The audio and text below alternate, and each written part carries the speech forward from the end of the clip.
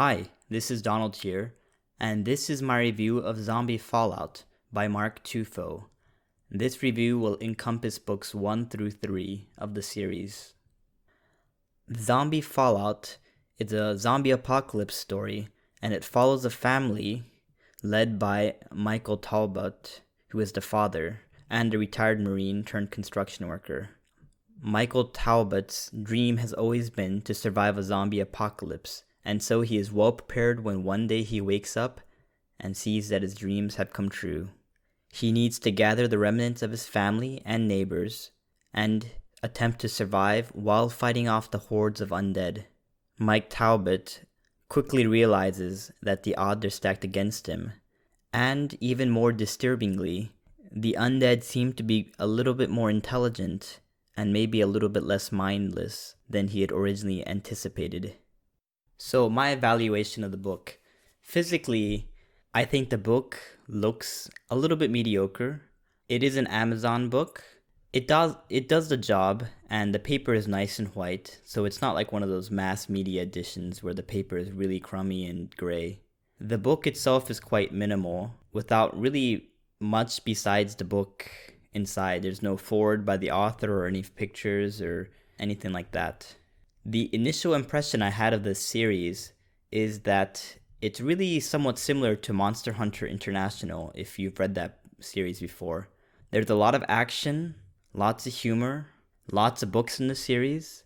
I did find that rather than the resolution that those books end with, this story always seems to go on. The struggle is always real. They don't really catch much of a break the entire time. They are never safe for very long at all. Right now, it seems that the series is on book 14, so there's a lot more to the story that I'm going to be covering in this review, as I'm only going to be covering books 1 through 3. I think that the setting of the book, which is in a typical American suburb in Colorado, is particularly powerful. It's really easy to put yourself in his shoes and live the world from his perspective. You don't really get much of a military perspective or high-end scientist perspective or anything like that. He's just a normal old American guy.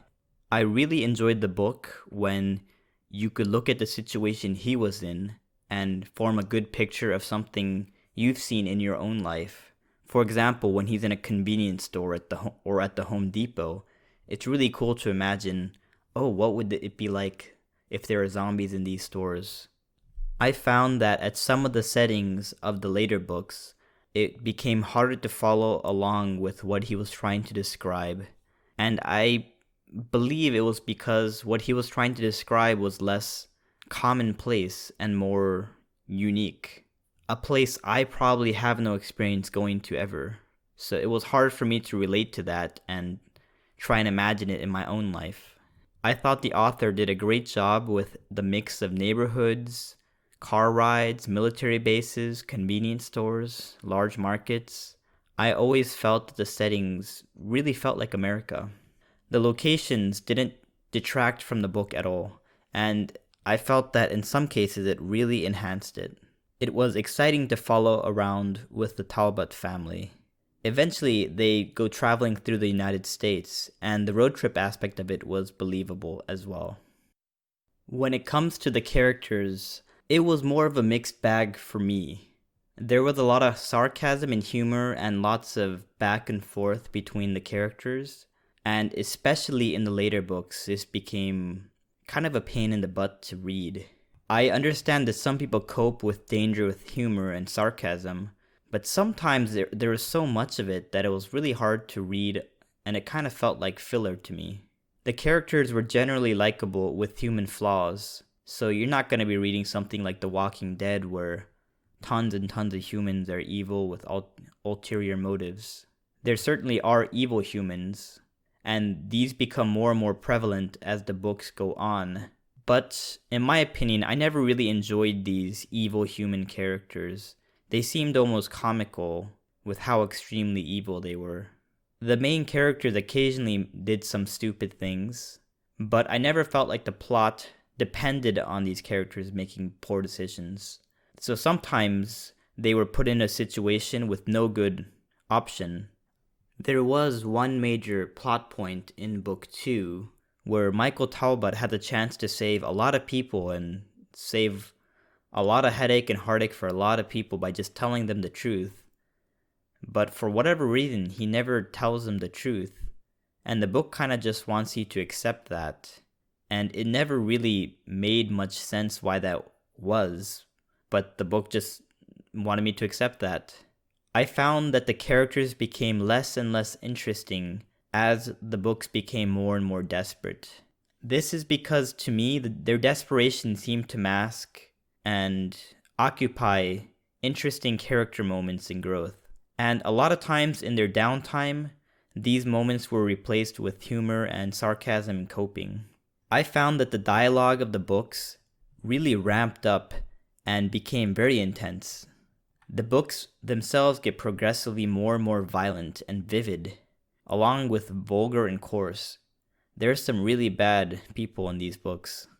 Maybe the author is trying to reflect the state of the world and society, but it was a really overbearing way of trying to show a hopeless world by filling it with a lot of graphic violence and swearing and sexual assault. I enjoyed the plot of Zombie Fallout.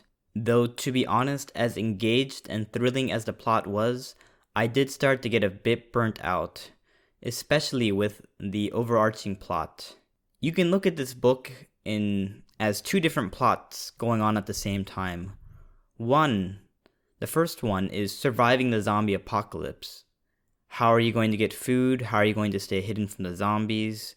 How are you going to fight them off if they see you? Etc. The second plot in the story, which is the overarching plot, has an antagonist / some kind of encroaching doom, which I'll leave to your imagination, just so there's no spoilers. I found that plot point 1, the zombie apocalypse, was the more thrilling item, but that as I read the books, especially in books 2 and 3, it became less and less about the zombie apocalypse and more about the plot point 2, which is the antagonist / encroaching doom. The zombies eventually became more of a tool for horror rather than the horror themselves.